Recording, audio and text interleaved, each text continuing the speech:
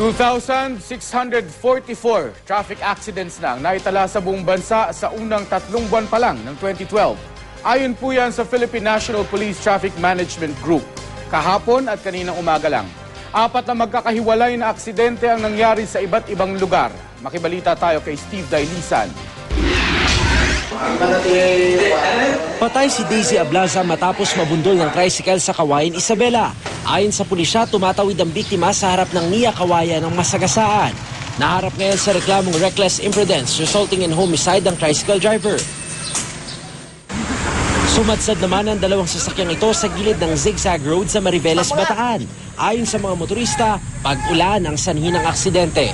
Wala namang nasaktan. Yung kalsada, dapat hindi ganitong kalsada nila rito.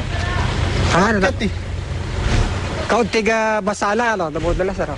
Opo. Kaunting basa, ay kanina. Mabagal lang naman po kami kasi pakyat. Pakyat, oh. Madulas pa rin.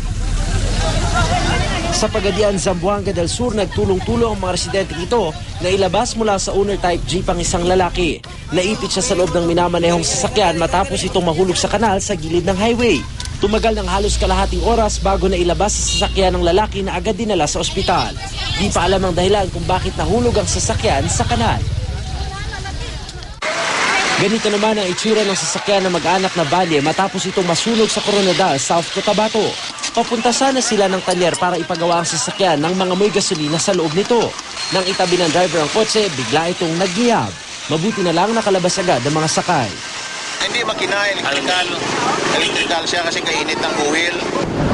Ayon sa mga otoridad, laging tandaan ang acronym na blow bagets para matiyak na nasa kondisyon ng sasakyan.